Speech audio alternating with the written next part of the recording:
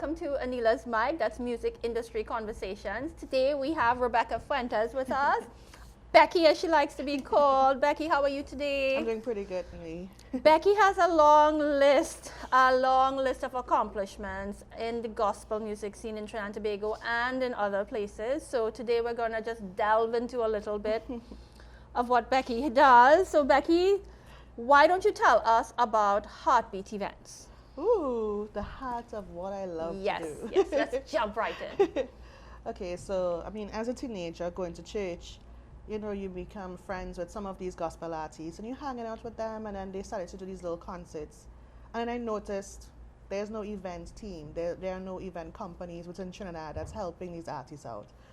So I was like, okay, mom, dad, sister, you want to help me? So it started off really small with my family selling food, working at the door, decorating. And then I said, no, it's getting, the demand was enormous. We were doing, I remember 2009, we did 29 concerts in 1 year in 2009. And I was like, okay, I need to form a company and form a team. But to find like-minded people who enjoy working behind the scenes at a concert. So Heartbeat Events is that, and we've done 300 concerts to date. I have a listing and it keeps growing, and I'm like, I can't believe we've done 300 gospel concerts, album launches, conferences, events, yeah. Now we were talking before and you said you did a lot of things for free. Yes. So in terms of how you started, like how did you learn how to do the events? Who did you learn from? And what were some of the things that you had to learn on the job? On the job. Yes. So just like everything else, it starts with a passion. And, you know, you're going to church as a young kid, mommy and daddy telling you have to go to church, you go to church. But then you want to go dance, you want to go sing. I did those things, but I also had a curiosity for the sound equipment, the technical side of things. I'm always looking at the speakers, I'm looking at the cameras. And I was curious, and I was the only girl at my church, Living Word Christian Center Church, Pastor Sammy, actually allowed me to take classes to work in the church ministries. But I was the only girl. I'm 100 pounds lifting up speakers, going up these steps. And it was fun, and I became more and more interested in the technical side of how to do a live production for TV. So TTT back in the day, Back in the day, used to have fast forward program on TTT. I think I remember that. And I used to be the girl in front of the camera. I used to be the girl behind the camera. I used to be the girl editing those videos with Robin Ramcharan, Pastor Robin. So fast forward is where it really started. And live production through that ministry really helped me understand what I really like to do for God and for His people. So it wasn't just the dancing and the singing, it was more behind the scenes to make a production come to life. And from church, it's like, yeah, I could do this, and I could do it in my spare time. I could have a Monday to Friday job, work at Clico, work at Privé. I had numerous jobs for many years. Most of my life I worked, made a salary, and I will dip into my pocket and do these gospel events for free because it's a love. It's a love for what I do. Now, gospel music in Trinidad, it's outside of the mainstream, you know, soca, chutney, this sort of thing. So where exactly does gospel music fit in Trinidad, like when you were growing up, and where does it fit in now? Where do you see it? There are a lot of people that laid the foundation for gospel music in Trinidad and Tobago. So like Reverend Nicole Balu Singh has been doing gospel, soca, gospel, chutney. Like, we have those genres that exist. There are people that sing gospel, soca, gospel, chutney, gospel, reggae. Sherwin Gardner is the official gospel soca man. You know, then JD came along, and you have positive gospel reggae man, you know, and then you have Jaron Nurse. So people have been there to lay the foundation.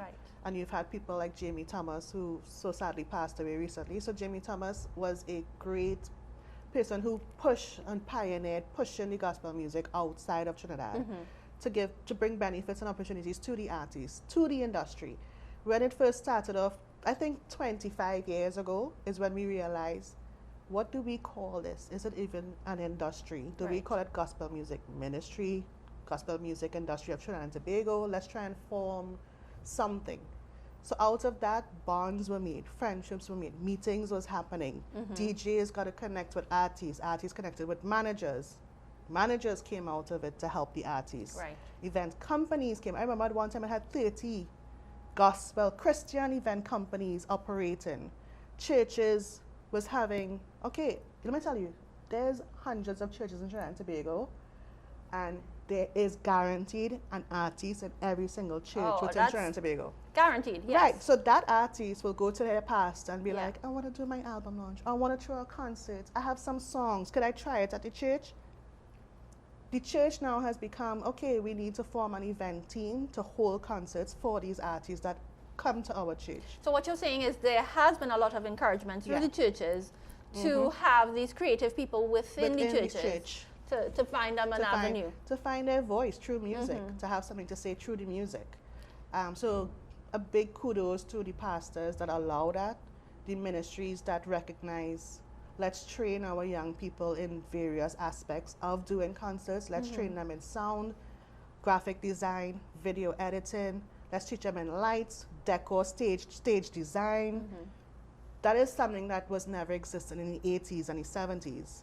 It came out in the late 90s and 2000s. Definitely in the year 2000s, it was breathing life into itself. You could say the Right. curiosity, the possibilities of, we have something here. The gospel music is helping young people. It's helping the church. Now, I like that you say that in all these churches, there's at least one creative person in there, but we know it's probably a lot more. Because the worship team, you have to count the Absolutely. musicians. Right. Every guitarist, I want to sing. Every There's a drummer, lot of I musicians. can Yes. sing. Yeah. So Yeah. there's a lot. But you yourself were a singer, like you said, you were a singer, dancer, and this sort of thing. Singer, dancer, leader, Did you write your crossover own music band. at all at I any did. point? We You did? wrote our own songs. We Yeah. toured Trinidad. We performed at Isaac Blackman, the Blackman Ranch. Nice. The Blackman family was very close to us. Right. So there was a period of a few years where I would tour with this band and sing for weddings, sing at churches, youth groups. Oh my gosh. And then the concert life became, it just took over. And I was like, I can't spread myself thin. We try to do everything, but I'm not Superwoman, you know? So, yeah. So you hung up that career. I hung up that career. I still miss singing. I miss dancing, but Do you still I write miss at all? singing. I still write poetry more than songs. More like in my journals, you know, devotions. I have my little journals and I write every single day. But the singing, I don't know. Who knows? Well, as we're talking, knows? okay, so it's gospel music, it's church related and this sort of thing. I did see somewhere you wrote that the gospel music helped to save your life. So I want to give you an opportunity to give a short little testimony to our audiences here. So I'm one of those girls that was living in church on the weekends and secretly hiding with her boyfriend, walking up and down High Street holding his hand when I'm supposed to be in lessons. I'm one of those girls that used to go and shoot pool in the bar when I'm supposed to be at lessons. I was hot in my teenage years and in my early 20s. And listening to the music, going to church, you know, you have that guilt. Because you're in church every single week, but I'm spraying my jersey because I smell like smoke Yeah. from the bar, from Monty's bar Yeah. on High Street. So I wouldn't drink. I wasn't smoking, but I was smelling because I'm around the environment. Right. I want to go hang out. I want to go shoot pool. I want to be with my boyfriend. I love this freedom. But So I did it all. So spray the perfume, go to church, cry every single Sunday morning during worship because God is tugging, and I would literally feel the tugging in my heart. I would have to turn my face and look outside of the church through the window because looking at the people's hands raised, looking at my mom and my sisters, knowing I was secretly lying to them, yeah. it was breaking my heart. I was breaking my own heart, not living God's way. Right. So the conviction came through the music. Thanks, guys. Thanks, guys. So what were some of these songs that really spoke to your heart and Growing up? convicted you? Other than the Sunday school songs? Yes, other than the Sunday school songs, it didn't work. You went out with the boyfriend. Went out with the boyfriend. The ones that pulled me back. Yes. I listened to Third Day, Newsboys, the original Newsboys, a band called Plankai. We did have Hillsong. Hillsong was now kicking off back in the day with Darlene Check and Marty, so that was fun. It was a lot of, the music came from Logos, the Christian, the library ship, the ship that has all the books on it. Yes. So Logos is actually a Christian-funded organization that Pastor Nelson Sami in Trinidad was the director who initiated the start of Logos ship that a lot of people didn't realize, but he is on the didn't know board who started the whole idea about Logos ship. So whenever it came to Trinidad, I was a teenager. We all of us from the church would go on. We buy Bibles, we buy books, and then we buy the CDs. So I would listen to all these Christian artists from America, from Europe, from other countries, and it was that music mixed with Sherwin Gardner, Cohen Duncan, Broadway Boys from Open Bible. There were a few gospel artists that was playing on the radio stations, but it was a lot more of the American Christian contemporary music that I was listening to. Right. And yeah, it was that music that really pulled me back. Now I listen to everything. Listen to all gospel genres. It's fun. There's Rake and Scrape in the Bahamas that is yet to make its way to Trinidad. There's John Canoe. There's a lot of genres I'm sure you never heard of. No. Yeah. That's from the islands around the world that is yet to infiltrate Trinidad. But it's happening. It's bit by bit, it's happening. So Right. it's fun. So let's talk about your event planning, coordinating, production, all the very dry stuff. But because we're having music industry conversations here, we'd like to know a little bit about how some of these events are planned. So we know album launches, we know concerts, and other big events, awards shows, and this sort of thing. So just walk us through. It's funny because I'm talking to a young girl today at the church planning Sherwin Gardner's concert. And she's asking me a million questions about how did I start, and I said it's funny because I didn't study this in a school. I didn't go to the tourism hospitality to learn. I didn't go to Lockjack to do the event course. I look at every event like my mom. I actually look at my mom and my family, how we treat people. I treat an event like it's a guest coming over to our house. It's all about hospitality.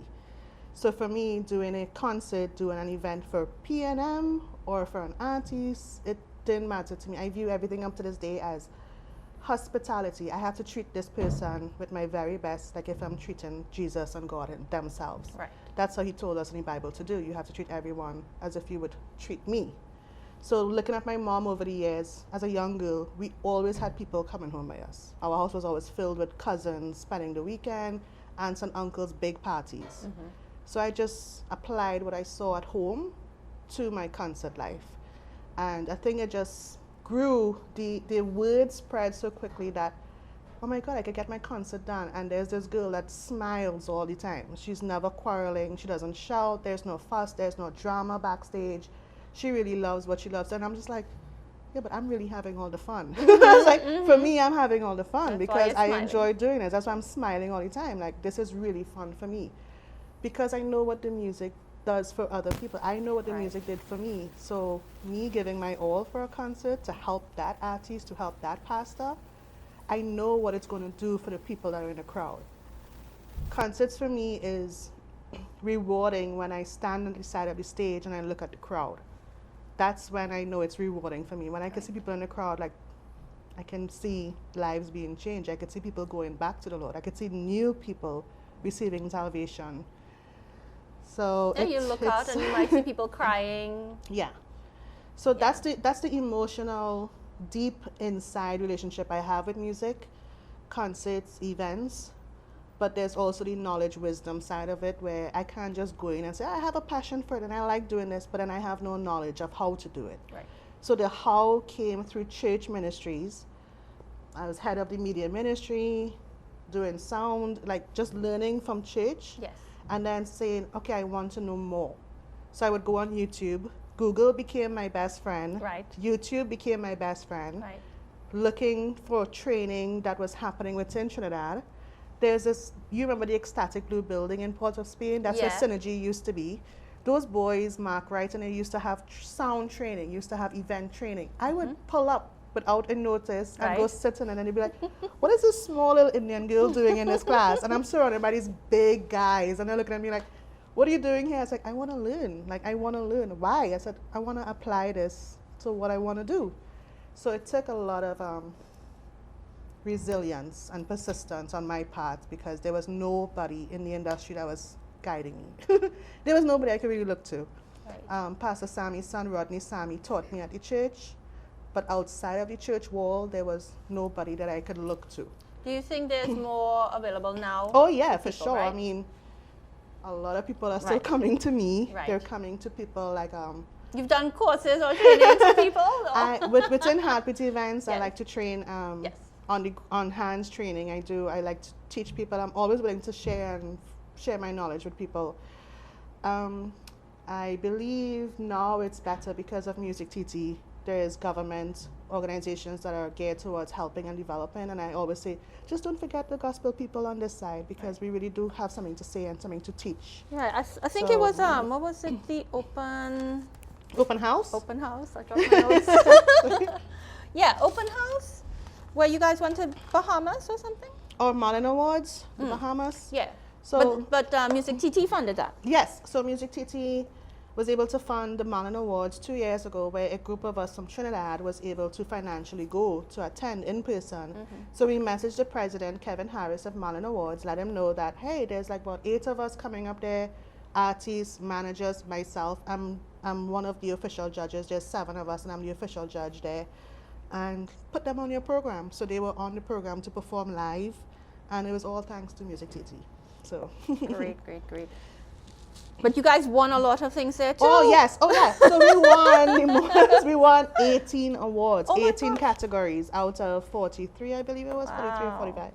We won 18 categories, so we had to share the load of bringing back these heavy awards in our suitcases. That's a good problem to It have. is. Positive is always winning the most. I think one year he won 8. Last time he won 3 or 4. It's a lot.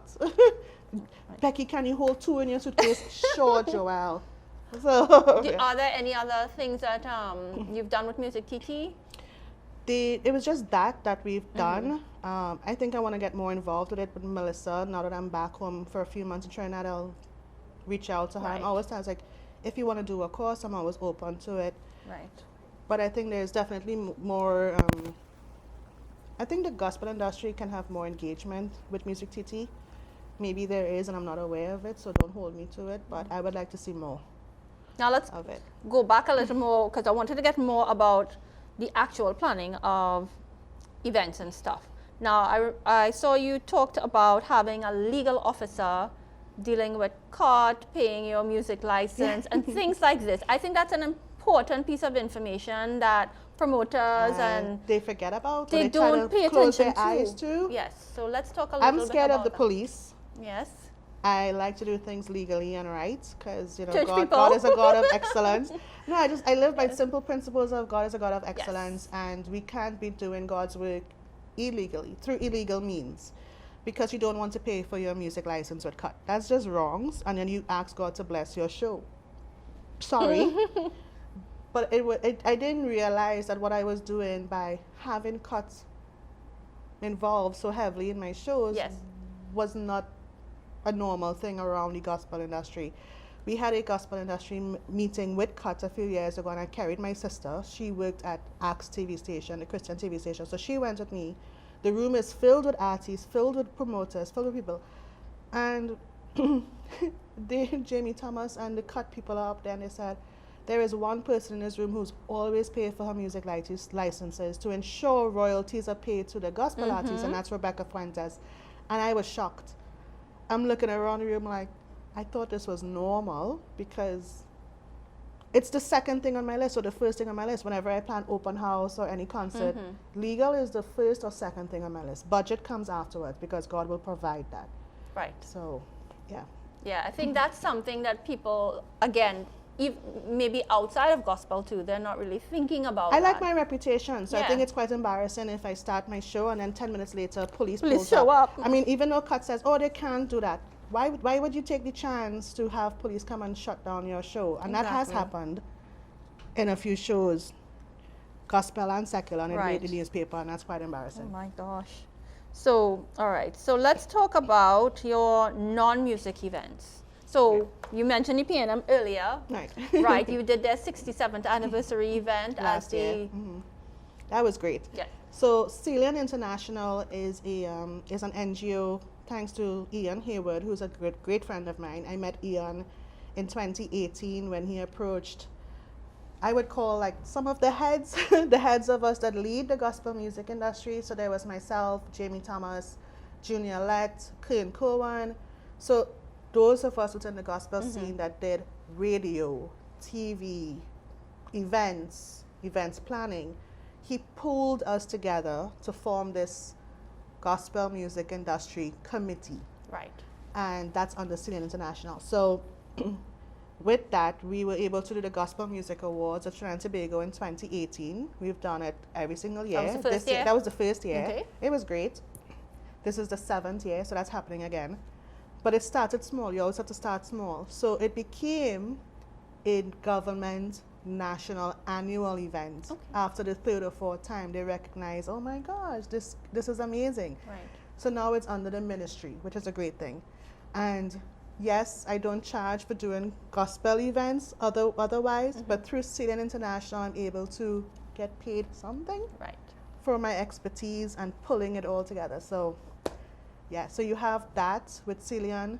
Celian also does work for PNM corporate events.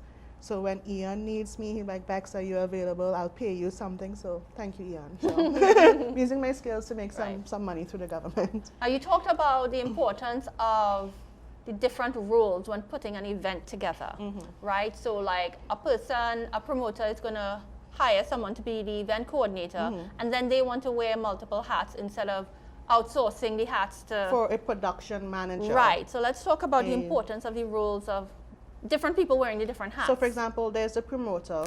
People hardly see the promoter. They will hire a event coordinator who will pull all of the ideas together. How am I going to execute this great vision? Promoter has the great vision, might not know how it's going to happen. Event coordinator says, well, I need a production manager. Production manager is now in charge of the companies, the production companies, your sound, your lights, your screens, your video crew. That's the production manager. Right. The event coordinator is going to oversee the production manager because they're liaising with the venue people, they're liaising with the crew that has to work to show the logistics of labor, they're liaising with the production team, the artists. The event coordinator has a lot on their plate. Production manager has a lot on their plate because that's more technical side of things. If power, your generators, sound check, rehearsals, bands, setup, bands, breakdown.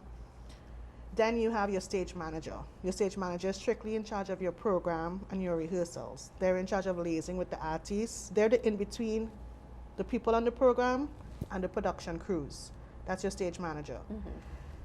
Then you've got, who else is key? Marketing and promotions. You will have someone handling marketing and promotion, selling ticket sales, social media advertising, print media, which is your newspaper, magazines that still exist. You have your radio and your TV. So I include everything. Marketing is, people think marketing today, it's just social media. And I'm like, no, there's still, you can still beat the pavement. Beat the pavement means print media, means going out there physically and singing live, means going on radio, going on TV. You beat the pavement. It still works. It's been working for the past few years. So now, and you've worn many of these hats, or yes. all of these hats. Yeah.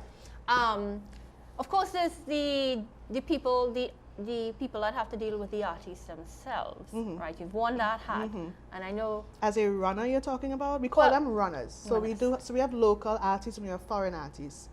So within Heartbeat Events, there's a group of friends that I'm really close, my sisters, my family and friends. It's a mix of people that I trust to be with my local and foreign artists, especially with our foreign artists. I tell all the promoters within Trinidad, I really don't, it doesn't bother me, or it doesn't matter to me about the brand. When foreign artists come to Trinidad, I'm more about selling Trinidad. Right. An experience, no matter which company does it. We have to look at it as, I want Trinidad to have a good name on the foreigners' lips, reputation when they leave Trinidad. So when I book an artist, I don't book them for 2 days. I will book them for 4 or 5 days because I try to sell an experience. Carry them to Maracas Beach, eat some bacon shack, roti, go shopping in the mall, go walk the boardwalk at Chagaramas.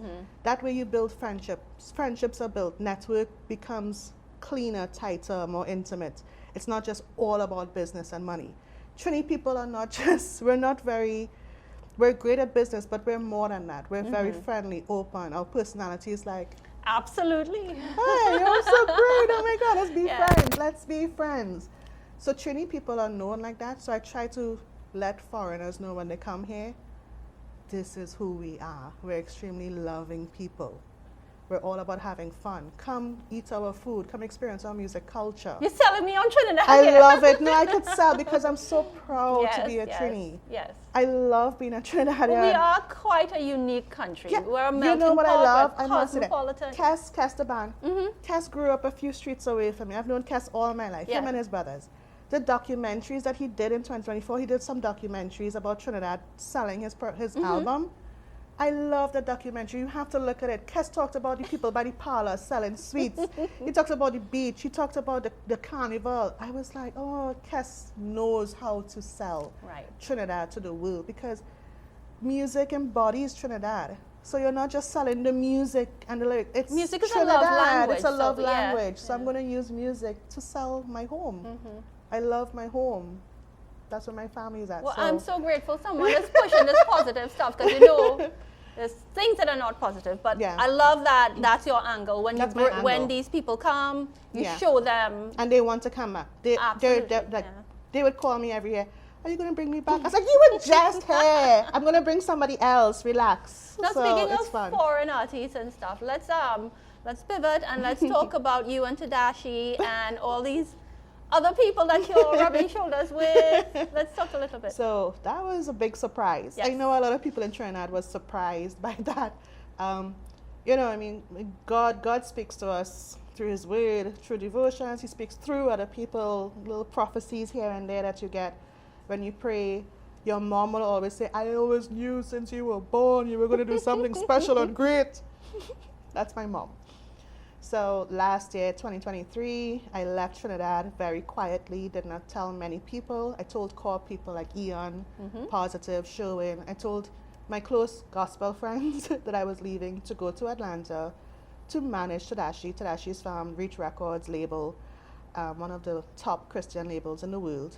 And it's been awesome. I've been there for a few months. I'm getting ready to go back in a few months' time. I just have some personal work that I got to sort out.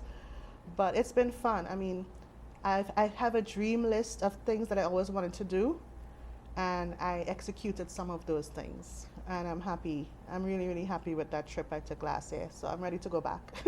So I'm still mentoring him. I mean, I'm still remotely working for Tedashii while I'm in Trinidad. And it shocked Trinidad. The gospel industry was super shocked. Like, oh my gosh, you're at the Dove Awards.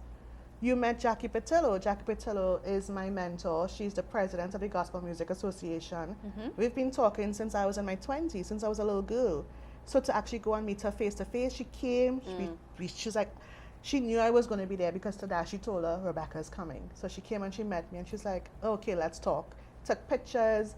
And 3 days later, after the Dove Award, she sent me a long email saying, I know what you want to do, and I want to be a part of it. Oh my gosh. She's like, and I was like, this is huge for the Caribbean. So that was a big deal for me, a big moment for me, because my heart's desire is to share what the Caribbean music has to offer. Yes. We have a lot to offer to the world. So I got to do that. I got to go to Nashville for that. I got to go to Orlando to some shows. I got to move with Tedashii in spaces that I've always wanted to go in. And I enjoy doing that for him. He's not just an artist to me. He's a brother. Him and his wife and his kids, they're family. He's telling me all the time, you're my sister, you are family, you're not going anywhere. So me being back home is hard for him. He's like, you need to come back up. So well, we've it's got you. good. We've got you for a little bit. I'm glad I've got you for a little bit Sherwin before. is quite glad. Sherwin and Positive, and those guys are glad to have me back home. Well, you've known Sherwin for so long. Time. Let's hear a little story about Sherwin. Sherwin has blown up. Sherwin is a celebrity now for Trinidad, representing, flying the Trinidad flag so huge on a global scale. I'm so proud of him. I was telling him yesterday, I said I cried a little bit looking back at our pictures over the years. I was like, we've been doing this a long time. Right. So I met Sherwin, I think probably 20 years ago. And when he started to do concerts, I was helping him with his album launches, his concerts in Brazil Village. That's where he's from, Brazil Village. Then he had many concerts here at Faith Assembly. He had concerts all around Trinidad. And he would call me, like, Bex, can you help me with my show? No problem, I'll get a team together. So I've been helping Sherwin with his concerts for many years. So this one was very special, the 40th anniversary one we're having at Faith Assembly. This is June month, people, we're in. And I'm excited to see this for him. It's quite overwhelming for him. It's very different when you're coming through customs and the customs officers are taking pictures with you. You're getting mobbed in Port of Spain to take pictures. Sherwin deserves it. He's been working very hard for 40 years. And to get to this point, I'm very proud of him. So And he's for a those brother. who He's a don't brother. know the song that he has, right? It's Find Me Here. Yeah, blessings. And it's got 1 billion views. He's the first gospel artist to have 1 billion views. That's incredible. That is insane. It's being played in the clubs. It's being played everywhere, all over the world. People are remixing his song. And I remember in December when he called and he said, Bex, are you seeing what's happening to my song? I just did it as a fly-by-night praise to God. It was a 1-minute anthem he put on TikTok. And he called me one, he's like, it has 100,000 things. Becky, it's at 500,000. And then he called, he said, Becky, it's at 1 million. I was like, Sherwin, you're kidding, right? No, it's going viral, Becky. I was like, Sherwin. So I think we were all celebrating. All of us who've known Sherwin for all these years, we were just cheering him on and sharing it and sharing it. So this event is more of a celebration for all of us. We feel very much a part of it because the love is real, the friendships are real, the brotherly sisterly love is real. There's no fakeness in that, you know, so I'm excited to be here. Yes. I'm excited to have red eyes, so I'm sorry. I'm going to apologize for no makeup and being a little bit tired, okay, guys? I'm planning for show, so sleep is few and I'm a little bit tired. So, okay, let me ask you about venues that you liked, that you've worked at that you really like. What putting on events I at? love a lot of it. Yeah. So I've worked weddings, concerts, Trinidad. events, corporate. I've done corporate branding for Massy stores. They're alcoholic brands, even for Carnival Fets, where I get paid. That's the paid side. But I love Napa, Queens Hall, and Estate 101 in Maraval. Those are one of my, those 3 venues are my favorites because the staff there is really friendly. They know what to expect when I come in there. When they see me, they're like, oh my God, yes, easy. We can just rock back and chill because Becky's here with her crew. Very accommodating. The setup of the venue, the lights, the sound, the backstage setup, the seating, they're professional in what they do. So I like those venues. Now let's talk about venues you've worked at that were not I won't say. No. Don't name the venues. Talk about the things. The things. The complications. There are some venues where I've had weddings. I would advise the bride, I already paid for it. We do it and there's leaks through the roof. So you're getting water during the wedding. They would say, oh, it's breezy, and when we go there, there's no breeze. It's hot breeze that's blowing you through the venue. Right. There's no air condition. So there are some venues that the person who is the venue coordinator is still trying to learn the ropes of their venue. They don't have staff that's capable to maintain the venue. So I will do an event at one venue, I'm like, oh man, I love it here. A year later, the paints are flaking, the furniture is bad. I'm like, what's happening here? Oh, we changed management. We changed our coordinator. This is sad. So it's tough for us promoters when we're trying to choose venues for a certain show because it's few. It's few. So the few that I like, I'm glad that they maintain it. So who are some of your mentors? Mentors. Listen, I'm a female, so I will admit I have female mentors. I have 2 female mentors. I have Jackie Patillo, who I've been following since I had that Ron Canoli CD in my hand as a teenager, and I saw Integrity Music, so I went on Google, pulled up Integrity Music, and her name was there as a marketing manager, and I followed her career for 20 years. So she's amazing, becoming the president of the Gospel Music Association, which oversees Dove Awards and certain other things. And then there's S. Devlin, Esdevlin. If you haven't heard the name, you need to go look her up on YouTube or on TED Talks. S. Devlin is an amazing woman with many talents for stage production, stage design, production management, execution of projects for artists such as Adele, Beyonce, U2, Miley Cyrus, Beyonce. It's like the works. She's done it all, Kanye. So you have these music artists that have a vision of, hey, I'm going to do a concert, I'm going to do a tour, I'm going to do an album launch. This is what my songs are like. S. Devlin, how can I make this come to life? How can you help me make this come to life? So there's a video of Adele. The concert is packed, the venue is packed for Adele's concert. People are waiting, and you just see on the screen Adele's eyes. Her eyes are closed, and you hear her breath. So over the sound system, you can hear her breathing. That's all you're hearing in the venue. The show hasn't started yet. Adele is just like this. S. Devlin has it going like this. That's the show. All of a sudden, you just see Adele's eyes open up in slow motion on these big screens, and the entire crowd loses Wild. it. Wild. So, S. Devlin thought process is, I'm going to tingle all of your senses. Smell, touch, sight. I'm going to give you a sixth sense to see when you come to those shows. So she thinks outside of the box. Wow. So I look at her TED Talks where, how does she come to this? How does she design a 360 stage for U2 that was called the Claw? It was the first of its kind. An Australian company built it from scratch, and U2 used the Claw to jump from venue to venue to venue. It took them hours to erect and set up. So they were doing more shows because of this stage that could just come alive within a few hours. That was S. Devlin's brain. Wow. Kanye on top of this LED cube, and there's sharks all around. Who wants to mess with a shark? Kanye's a shark. So the visuals that she did was amazing. The way that she portrayed it for every one of her clients. S. Devlin is the best at what she does for production. And her knowledge is out her knowledge there. It's out there. And she's not boastful. She's very laid back. She's not loud. She's not a loud person.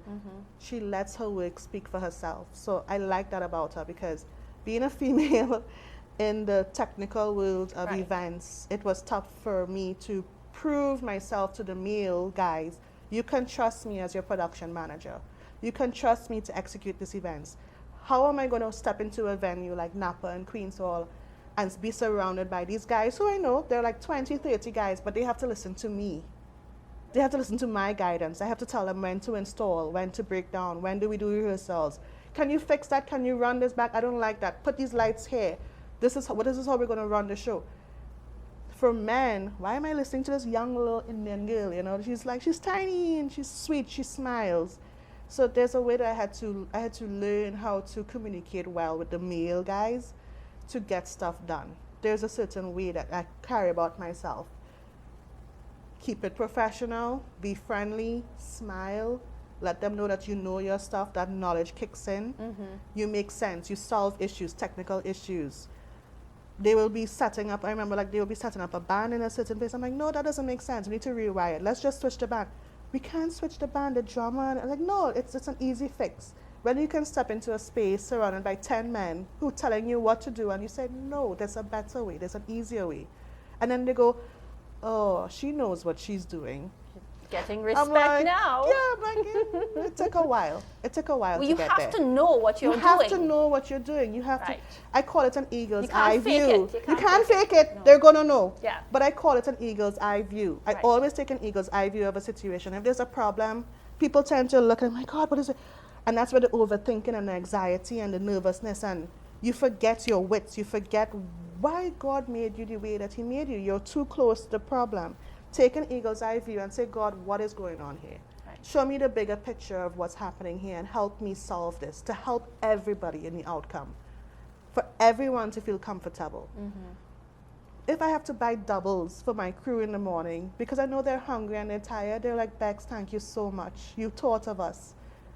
It's the simple things that matter. Doubles, food, soft drink, pizza, a little thank you so much for all that you did. Thank you for today. I know you didn't have to stay longer, but you did. Thank you so much. I appreciate it.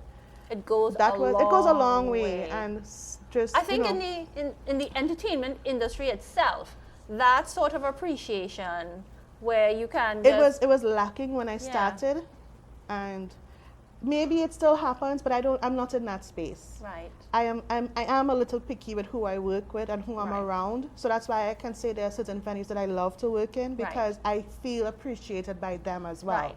I show appreciation and they in turn tell me, Bex, we love having you here. I feel good when I hear that, because I know that we can do this. The show, it becomes lighter. The workload becomes lighter when you have the right team around you. Right. So gratitude is an open door for making things better when you do events. Gratitude. Yeah. Well, I'm glad you spoke about, like you're a woman really in a man's world doing this sort of technical thing. But it's very encouraging for other women out there, young women coming up who may think, well, look, there's a trailblazer for us. Yeah. You know, so it's good to have you as an example. Let's be real, right? Men don't really communicate well. They're not talkers. We are talkers.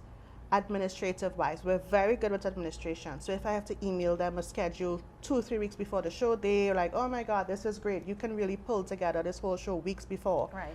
When I go into the venue, I hold a huddle meeting. I was like, let's form a circle. There's no, I'm the head, I'm going to talk like this. Right. Let's form a circle and let's have a meeting before we even begin. All right, guys, you have 3 hours to go and use the washroom, go and eat, go and change, and let's come back and let's start the show. They're like, we've never had this before. This is all. I was like, no, that's proper planning. Right. That's me thinking about you resting before we even start the show. Absolutely. Like, I put those things into my schedule when I run. I don't want to have my team, my production crews stressed and worried and rushing, and the cables are messy and backstage is a mess. That's not a God who made me this way to do that. That's not why I'm here. You know, so it's just to trying to be the best that I can be for God. So sweet that you're thinking about their rest and everything. No, seriously. I do. I'm very serious. So if there's an artist that shows up late to the sound check and my crew is very tired, they've been there for 12 hours, that affects me because I know it affects them. So I'm trying to build a culture both ways. Artists will understand how they feel. They need to understand how artists feel when artists don't get what they want. So I'm trying to have a fair playing field all around. But I need to communicate that. How I communicate that is important. I just can't go shooting off, blazing fires, quarreling, you know, getting people riled up with the problem. I have to come with solutions. I'm like, yo, we're in this together. Relax, chill, go in the back and relax yourself and let's go discuss it. So it helps with a mindset of there is always a solution. Calm down. Because Trini personalities are very loud and very, yes. you did me wrong, I'm going to cut you. I'm like, no, I don't like that. There is a better way to it. So let's stick on the woman thing. So the tips you're giving other women who may come into this field that you're in, the communication and having solutions for the problems that you're seeing, and the respect will come. The respect will come. How you treat them is how you get the respect. Caring for them on a professional level. Yes. I mean, I have certain rules. So I need to share this. So people may not know me, but they see me from afar and they make assumptions. So when they ask, how is she able to work with these male artists? Isn't that like sketchy there? No. I say, you want to know how I work with the male artists? Go ask their wives. The real boss is their wives. I am very straightforward. I tell the wives, I'm not interested in your husband. I'm here to help you and to help him. You will never hear that I'm his outside anything. I guess I'm saying this on air. You don't have to worry about me and your husband because it's strictly professional. I do have boundaries where when we take pictures, it's side by side, never front. Bumping into him by the front. When we sit in rooms, I honestly do put chairs in between me and my artists and my clients who are males. I try to sit opposite them when we sit in rooms and studios. For example, Tedashii, and I'm using Tedashii as an example. When we go into the studio, I sit opposite him in the studio. I wear fully covered clothing. I don't show cleavages and belly and my shoulders. And I'm not that type of girl at all. His wife trusts me completely because I let her know I am here to help you guys. I'm here to partner with you and to make you guys' dreams come true. So she's very open with me. I'm very open with her. These creatives, the creatives that I work with, they can be very passionate about what they do. So they can keep going and going and going. As a female, I'm not married, but I try to picture how would that affect the household if he's never there, if he's always on the road. He needs to be a husband and a father as well. So there are down times that I ensure that she has with him. I have respect where Friday evenings, I don't call and communicate. I don't interfere. That's you guys' time. Sunday, that's family time. So there are boundaries that I put in place to ensure that their marriage, their home life is not affected by what I am doing with him. I think that is more important. So it's the same thing when I do shows with the production guys. They are married men. You're not going to see me flirting. We call it flirting and touching and he. I don't do that. that's not me. My Heartbeat Events girls, they are very professional as well too. They know we are females stepping into a male world. Keep your reputation clean, be professional. You can smile and say thank you, but do it clean. So That's great advice, and it is.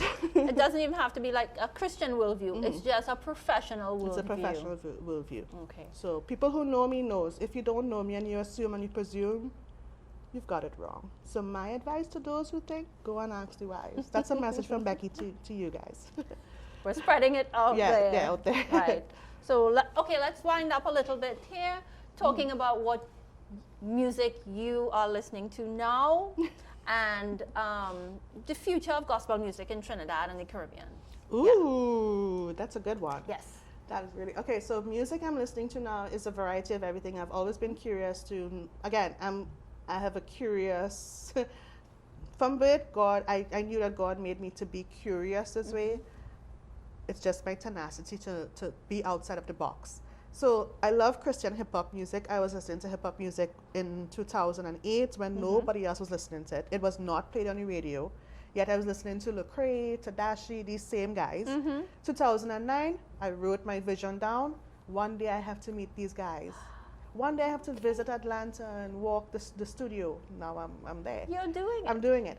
Outside of hip hop and rap, I do love country music. I'm a country music Hey, girl. I like country. I love country music. My sisters tell me I'm weird. They're like, you're so weird. You like country music. I love country music.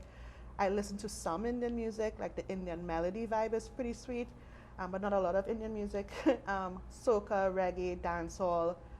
Artists I'm listening to are people like Matthew Mole is a Christian love, like he sings love songs, but from a Christian perspective, a biblical perspective. So for the brides the couples that I do weddings for, I introduce them to Matthew Mole. Matthew Mole is amazing. Who else? Halvey, Tedashii, Lecrae, Sam Rivera. I listen to Sherwin and Positive a lot for our local scene. Jaron Nurse is amazing too. Our local artists are diving into waters that they've never been before. Right. The AI revolution, the technical revolution is growing, so the opportunities are there for them. So they're having to relearn skills that they thought they knew already. And I'm like, no, they're relearning skills to hit a new market. So outside of Trinidad, we've got the Caribbean. I think we've mastered the Caribbean waters. All the islands are pretty connected. I know all the promoters along the islands. The artists know all the promoters along the islands. Now it's for us to go outside of the Caribbean. So that's what I'm trying to do. That's what Sherwin's doing. That's what Positive is doing. That's what Curtis Jordan is doing. That's what certain people are able to do, and the others are following. The great thing, like I said, within gospel music is that we pull people along with us. So I'm not doing it alone. I'll be honest, I have two brothers that are with me on this. There's Sherwin and there's Positive. Tedashii loves those guys because he sees me talking to them all the time. We are pulling each other along. We're helping each other along. So Positive has his people he's pulling. Sherwin is practically trying to open doors for everybody right now.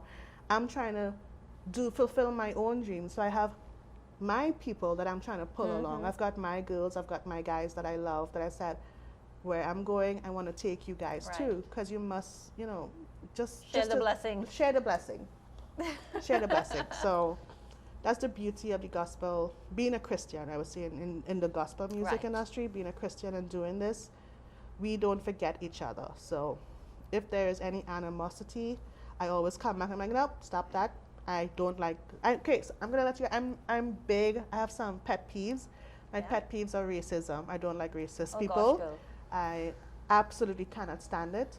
And judgmental people, people who have prejudice. I don't like people who gossip. I will get up and walk away from you. It's my biggest thing. So when people try to come and say, Becky, you heard, I was like, stop right there. Your experience with that person is your experience. It's not my experience. Right. So I don't have that problem with that person. So you gossiping to me is wrong right there. I will get up and walk away. But it also will not affect my view of you. To me, it just says that you need to work that out. Like I might have problems with somebody. I need to work that out. But you don't see me blasting that all over social media, putting all my business out there on Facebook. No, I'm going to take it to the Lord and pray. So he has the solution. we don't have the solution for those type of things in life. So I have a pet peeve for racism and prejudiced, judgmental people. I can't. Really, Well, I think Trinidad should and be the last place. Yeah, I know. I was like, and we are a culture that Our loves to people talk. mix. Our people mix, and you know the music mixes and there's fusion and everything. It's a sad thing when that pops up. When as that a problem. pops up because your neighbor is of a different race, Yeah. a different religion, a different culture from you, a different moral system from you. Your neighbors are different from you. We're such a mixing pot. I love it. I tell people, I was like, if you were to go to heaven, you will see Trinidad, because Trinidad is just like heaven on earth. There's no need for racism down here. There's no need for prejudice down here. We really do live together in one big unity, you know, one big harmony. And I love it for that. I love it. So yeah, I'm proud to be a Trini. There you go. Proud to Well, be a thank Trini. you so much, Becky, for being our guest on Aneela's Mic Music Industry Conversations. And I hope to see you again before you leave. I know. And we have to keep It'll in be touch. a few months. I will. Yeah, It'll we'll be keep fun. in touch because I want to hear the rest of your journey in your career and, of course, gonna be fun. Tedashii and everybody else, right? So thank you for being here. Thank you for having me.